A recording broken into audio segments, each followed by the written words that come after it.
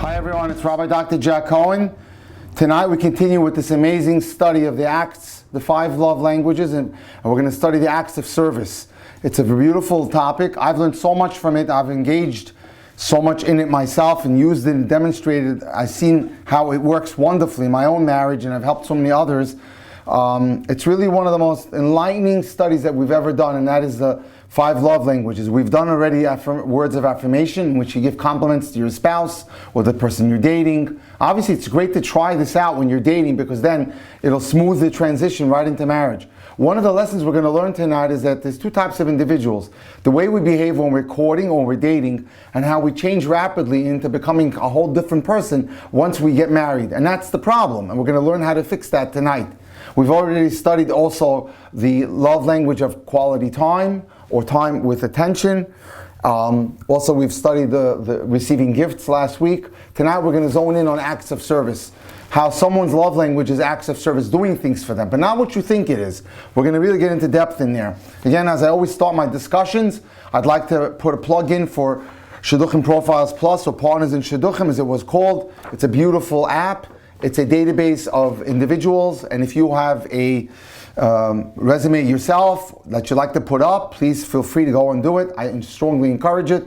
I have seen it succeed tremendously for myself. I think this year between 5 and 7 people got engaged that I directly matched up through Shidduchim Profiles Plus. So I really sincerely encourage you to put your profile up there. If you have a loved one or a relative or an associate or a friend, encourage them to put their profiles on there on Shidduchim Profiles Plus, or it used to be called Partners in Shidduchim. There is a requirement you should write up a little blurb about yourself. If you need help, please don't hesitate to reach out to me. I'm at 305-206-1916. I can help you in all these aspects. And again, if you need my help in any way in terms of helping you navigate a current relationship that you're in, but today's Sunday, and it's January 29th, and I spent most of the day with people who are in relationships, navigating them, deciding strategies, executing strategies. If you'd like to get matched up, some people came in today from Manhattan as well for that. If you'd like for me to help you with your shalom bayis, I do that as well. If you'd like for me to send you a PDF of the copy of 100 questions to ask in dating, or you'd like to get help in putting together a top 10 list, all that I can do for you plus from anywhere in the world. So you can reach out to me at 305-206-1916. Feel free to, anytime, but best thing is to first WhatsApp me a message, and we can then determine, look at my schedule and find an appropriate appointment time for you. And here we go. The love language of acts of service. A woman named Michelle sat in the living room pecking away at her laptop. She could hear sounds from the utility room where the water meter was and where the electric meter was. Her husband Brad was catching up. Next to that utility room also was laundry, and he was helping her do the laundry. She smiled to herself. In recent days, her husband Brad had cleaned the condo, he had made supper, he ran all the errands, all because Michelle was in the midst of working on her thesis for her PhD while she was in graduate school. It made her feel content. In other words, it made Michelle feel loved. Michelle's primary love language was what we call acts of service. By acts of service, I mean doing things your spouse would like you to do. You seek to please him or her, to express your love for him or her by doing things for him or her. So it was with Doug and Kate, as we met last week. Such actions, such as cooking a meal, setting the table, especially for Shabbos, you could really help people, you could really help your spouse on a Friday afternoon in terms of doing things for Shabbos, sweeping, cleaning, mopping, etc. Emptying the dishwasher, vacuuming, changing the baby's diaper, picking up a prescription from the pharmacy, keeping the car in operating condition by going to the mechanic, paying the bills, trimming the shrubs if you do happen to do your own gardening, walking the dog if that's your forte, dealing with the landlord if you're renting an apartment, and dealing with all the bills like insurance companies, all acts of service. They require thought, they require planning, time, effort, and energy.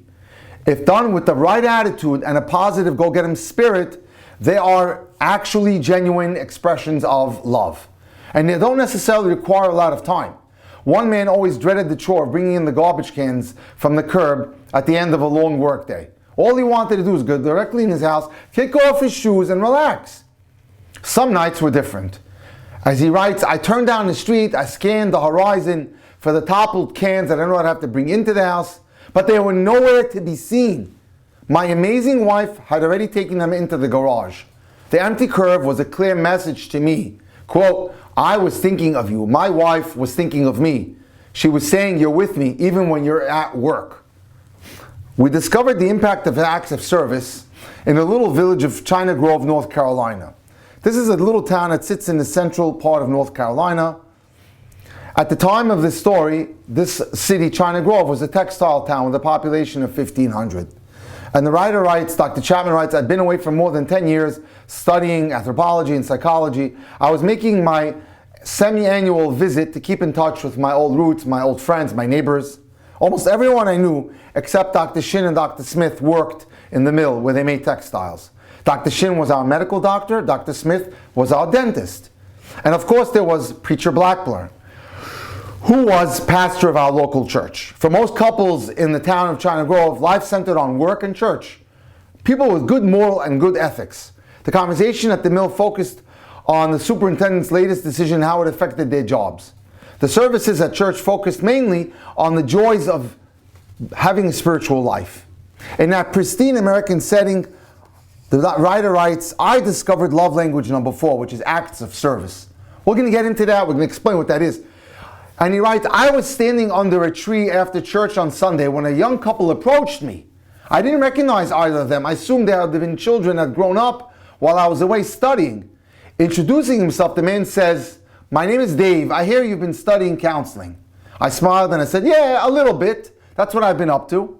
I have a question, Dave said. Can a couple make it in marriage if they disagree on everything? Can they really make it, Dr. Chapman? It was one of those questions that I knew had a personal root. I went right to the point. Well, tell me, Dave, how long have you been married? 2 years, Dr. Chapman. And my wife and I, we don't agree on anything. Again, we do not agree on anything. Give me some examples, I said. Well, for one thing, Mary doesn't like it when I go hunting. I work all week at the mill. I like to go hunting on Saturdays. Not every Saturday, but I like to go when hunting season is in.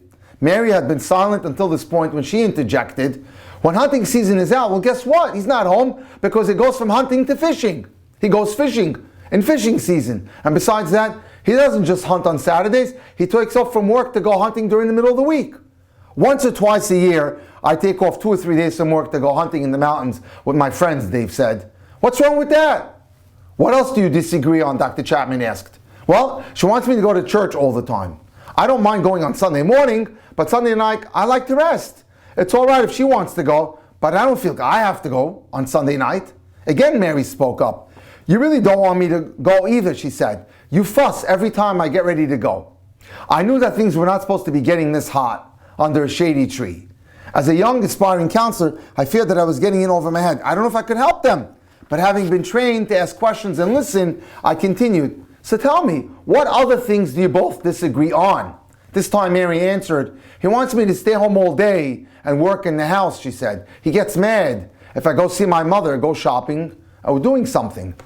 I don't mind her going to see her mother, Dave said, but when I come home, I like to see the house cleaned up. Sometimes she doesn't even make the bed for weeks at a time. 3-4 days can go by, and half the time she doesn't even start supper. I work hard, he said. I like to eat when I get home. Besides that, when I get home, the house is a wreck. The baby's things are all over the floor. The baby's dirty.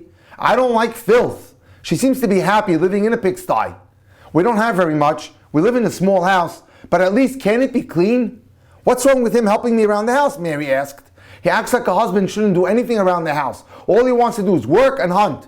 He expects me to do everything for him. Thinking, Dr. Chapman says, that I'd better start looking for solutions rather than prying for more problems between them, I looked at Dave and I asked Dave, when you were dating before you got married, did you go hunting? Did you go fishing every Sunday, every Saturday? Pretty much. But I always got home in time to see her on Saturday night. Most of the time, I get home in time to wash my truck before I went to see her. I want to make sure that I pick her up for the date with a nice clean truck.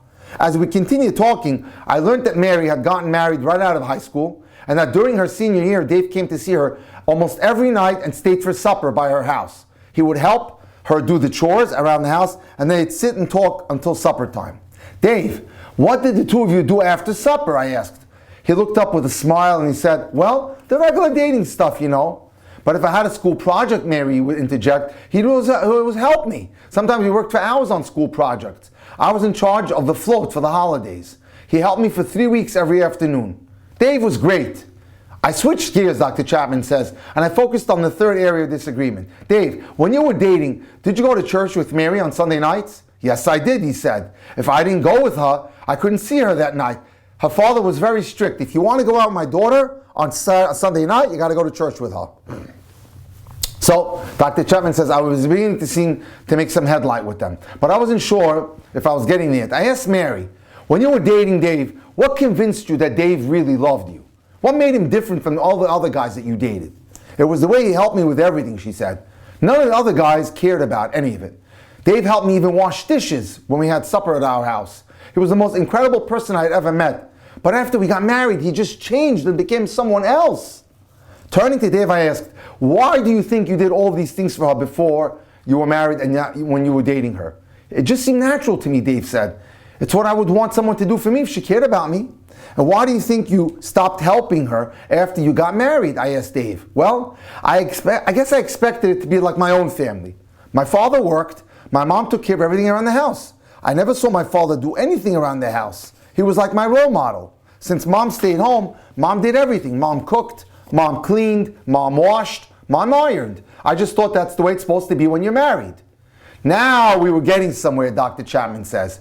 Dave, a moment ago, what did you hear Mary say when I asked her what made her feel that she was really in love with you versus all the other guys? And he responded, because I helped her with things and I did things for her. So you can understand how Mary could feel unloved when you stopped doing those things after you got married. And he nodded yes. Sheepishly he nodded yes. It was a normal thing for you to follow the model of your mother and father in marriage. Almost all of us tend to do that, but your behavior towards Mary was a radical change from the way you behaved when you dated her. The one thing that assured her of your love disappeared. It was off the chart, no longer on the radar. Then I asked Mary, what did you hear Dave say when I asked, why did you do all those things to help Mary when you were dating her? He said that because it came naturally to him. That's right, I said. And he also said that he would want someone to do that for him if she loved him. He was doing those things for you, with you in mind, because that's how anyone shows love. Once you were married and living in your own house, he had expectations of you. That you would do things to demonstrate your love for him. That you would keep the house clean, that you would cook, and so on. In brief, you would do things for him to express your love. When he did not see you doing those things, Mary, do you understand why Dave would feel unloved? Mary was nodding now too. I continued. My guess is that the reason both of you are so unhappy in marriage is that neither of you is showing your love by doing things for each other. You've stopped doing acts of service for each other, and both of you speak one language, and that is love language of acts of service. Mary said, you're right, Dr. Chapman, and the reason I stopped doing things for him is because I didn't like the way he bossed me around. It was as if he was trying to be like his mother, demanding things. That's it, I said. No one likes to be forced to do anything. In fact, love must be freely given. Love cannot be demanded. We can request things of each other, but we must never demand anything from each other. Requests give the direction to love, but demands stop and curtail the flow of love. So we have to know there's a difference, or as we say in Hebrew and learning, anafkamina, a difference between requesting something which invokes love and demanding something which arrests love. Dave looked thoughtful. I did boss her around, I have to admit. I demanded things from her. I guess I was disappointed in her as a wife. I know I said some cruel things that were not good, and I understand how she would be upset with me. I think things can be turned around rather easily, Dr. Chapman said. I pulled 2 note cards out of my pocket. Let's try something. Let's run an experiment, Dave and Mary. I want each of you to sit on the steps of the church and make a request list. Dave, I want you to list 3 or 4 things that if Mary chose to do them, would make you feel loved when you walk into the house in the afternoon after work. If making the bed is important to you, write it down. Mary, I want you to make a list of 3 or 4 things that you would really like to see Dave do for you. Things that if he did for you, would help you to know that he really loved you. After 5 to 6 minutes, they sat down, they got up, and they handed their list cards to Dr. Chapman. Here's Dave's list, and it read like this. I'd like Mary to make the beds every day. I'd like the baby's face washed when I get home. I'd like Mary to put her shoes in the closet before I get home. I'd like Mary to have supper at least started before I get home so that we can eat within a half hour by the time I get home. I read the list out loud and said to Dave, I'm understanding you to say, Dave, if Mary chooses to do these 4 things, you'll view them as acts of love towards you. Yeah, he said, just those 4 things. That would really make a difference in how I feel about Mary. And then I read Mary's list to Dave. I wish Dave would wash the car every week instead of expecting me to do it. I wish Dave would change the baby's diaper after he gets home in the afternoon, especially if I'm working on supper. I wish Dave would vacuum the house for me at least once a week. I wish Dave would mow the lawn every week in the summer and not let it get so tall that I'm ashamed of our yard. I said, Mary, I'm understanding you to say that if Dave chooses to do those 4 things, you would take his actions as genuine expressions of love towards you. Yes, she said, I would. Can you do what she asks, Dave? Yes, he said. Mary, what about you? Can you do the things on Dave's list? Yes, I can. In the past, it always seemed like no matter what I did, it wasn't enough. I turned to Dave. Dave, you understand that what I'm suggesting is a change from the model of marriage that your mother and father had. That you have to have your own model of marriage and not simply try to cookie cut what your parents did, because that's not going to work for you. Yes, by the way, my father did cut the grass and wash the car, but he never changed the diapers, nor did he ever vacuum the house. Never, he said, as he laughed. You don't have to do these things, you understand, but if you do them, it will be a tremendous act of love towards Mary. And to Mary, I said, you understand, you don't have to do these things for Dave, but if you do them, these will be tremendous expressions of love for Dave and be very, very meaningful. I want to suggest that you try these for 2 months and see if they help. At the end of 2 months, you may want to add additional requests to your lists and share them with each other. I would not add more than 1 request per month. Let's not overdo it. Mary said, this really makes sense. Thank you. Dave said. They took each other by the hand, walked towards their car. I said to myself out loud, I think this is what it's all about. I think I'm going to enjoy being a counselor. What did we learn from this lesson? After years of research, we came to realize what a unique situation Dave and Mary presented. Seldom do you meet a couple who both have the same love language. In this case, both of their love languages was the same, acts of service. But you may be wondering, then why were they having so much difficulty getting along? And the answer lies in the fact they were speaking different dialects of that language. They were doing things for each other, but not the most important things that each of them really counted as priorities. When Mary and Dave were forced to think concretely, they each identified their specific dialects, and when they started speaking, their love tanks began to fill. It's easy to work on the wrong things. It's easy to do the wrong things as acts of service. A husband could spend an entire long weekend doing chores for his wife, raking the leaves, preparing the lawn for winter, winding up hoses, putting them away, winterizing the cars, pulling holiday decorations out of the attic, cutting logs for the fireplace, and not add a drop to the wife's love tank. On the other hand, the same husband could bring home Chinese takeout, clean the kitchen after supper, and then put the kids to bed on his own while his wife is wiped out after a long day, possibly of work, plus taking care of the house, and fill her love tank to overflowing. It's all about understanding and requesting from your friend, from your spouse, what would you like me to do for you?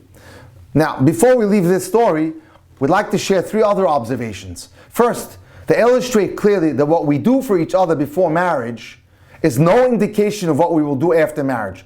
One of the biggest mistakes that I see. People act a certain way, fake it until you make it while they're dating, and then suddenly they morph into a completely different person after they're married. They think it's just going to be status quo. You put the car or the marriage on automatic pilot, and it's just going to fly, and you're going to stop doing the great things that you were doing when you were dating. Huge mistake. Before marriage, we're carried along by the force of being in love, and obsession for that, and maybe a little infatuation, so we go all out. After marriage, we seem to revert to being the people we were before we quote-unquote fell in love. Our actions are influenced perhaps by the model of our parents, our own personality, our perceptions of love, our emotions, needs, and desires. And what happens is we become individuals that are different from the people that we behaved like when we were dating. Only one thing is certain about our behavior. It will not be the same behavior we exhibited when we were caught up in love in the courtship or the dating. And that's the biggest mistake we can make. Marriage is not autopilot. Marriage requires that you keep an eye on it, you keep a focus on it, and you're constantly working to speak the language of your spouse. Which leads us to the next observation. Love is a choice and cannot be coerced. Dave and Mary were criticizing each other's behavior and going nowhere, getting nowhere. Once they decided to make requests of each other rather than enforcements or demands, their marriage made a swift turnaround. Criticism and demands are not good. All they do is cause hate and drive wedges between the husband and the wife. So let's avoid criticism and demands at all costs. With enough criticism, you might get the spouse to do what you want, but they'll start to hate you.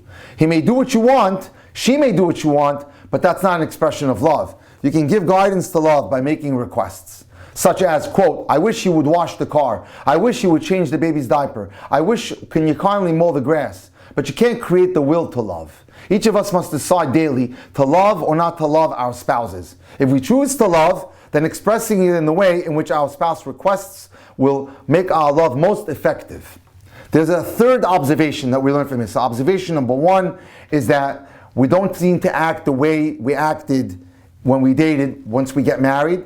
Number two, we can't force love. We can't demand it. We need to request nicely and with derech eretz and with respect. And the third observation, which only the mature person will be able to hear, my spouse's criticism about my behavior provide me with the clue to her primary love language. When my spouse criticizes me, she's telling me, she's radiographing to me, she's x-raying to me, she's indicating to me what she needs in her primary love language. So we need to pay attention.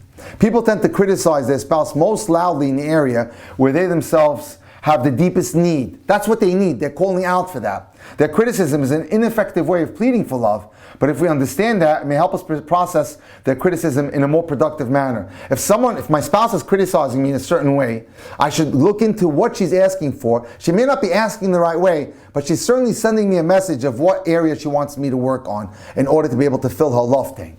A wife may say to her husband after he gives her a criticism, it sounds like that is extremely important to you. Could you explain why is that so important to you? Criticism often needs clarification. Initiating such a conversation may eventually turn the criticism into a request rather than a demand. So if you can hold back from counter slamming if you get criticized and ask for the spouse to please explain the criticism of you and try to get to the core of what it is that they ask of you in a nice way, you can then determine where their deficiency is and then fill it. Mary's constant condemnation of Dave's hunting was not an expression of her hatred for hunting. She blamed hunting as the thing that kept him from washing the car, from vacuuming the house, and mowing the grass. When Dave learned to meet her need for love by speaking her emotional love language and asking her, what would you like for me to do? He was able to cure the issue and be able to give her the acts of service she was looking for. And then she would allow him to be free to go hunting. I've served him for 20 years. I've waited on him hand and foot. I've been his doormat while he ignored me, mistreated me, humiliated me in front of my friends and family. I don't hate him. I wish him no ill, but I resent him and no longer wish to live with him. That wife has performed acts of service for 20 years, but they have not been expressions of love. They were done out of fear, guilt, and resentment. A doormat is an inanimate object. You can wipe your feet on a doormat, you can step on a doormat, you can kick it around, or do whatever you like. It has no will of its own. It can be your servant, but it's not your lover. When we treat our spouses as objects, we avoid the possibility of love. We prevent the possibility of love. Manipulation by guilt is not the language of love. Coercion is not the language of love. No person should be a doormat. We may allow ourselves to be used, but we are in fact creatures of emotion. We are creatures of thoughts. We are creatures of desires. And we have the ability to make decisions and take action. Allowing ourselves to be used or manipulated by someone else is not an act of love. It's an act of treason. You're allowing that person to develop inhumane habits. Love says, I love you too much to let you treat me this way. It's not good for you or me. Learning the love language of acts of service will require some of us to re-examine our stereotypes of the role of husbands and wives, which have changed dramatically over the last several decades. But models from our past can linger, such as like what happened with Dave and Mary here, where he behaved beautifully while he was dating and then became a different person while he got married, just trying to emulate his parents, and his parents' blueprint was nowhere effective for him. To Dave's credit, he was willing to break from his expectations when he realized how important it was to marry. That's necessary for all of us if our spouse's primary love language asks something of us that is inappropriate to our role. Willingness to examine and change stereotypes is necessary in order to express love correctly. Remember, there are no rewards for keeping the stereotypes that your parents did or your friends do, but there are tremendous benefits to changing, understanding, and meeting the emotional needs of your spouse. If your spouse's love language is acts of service, then actions speak louder than words. And that's important. So one of the things we can do is you can ask of your spouse, what are some of the things you'd like for me to do? Write them down, and then on an index card, review them regularly to ensure that you're meeting her needs and you're speaking her love language the way she would like to or the way he would like to. And that's how we would take care of acts of service. Thank you so much for joining me tonight. It was a pleasure. If you have any questions again on dating or shalom bayis, feel free to call me at 305-206-1916 or email me at drjackcohen18@gmail.com. Have a wonderful week. Next week, we're going to move on to the next and last love language, which is physical touch. So join us then. Have a wonderful week and all the best. Thank you.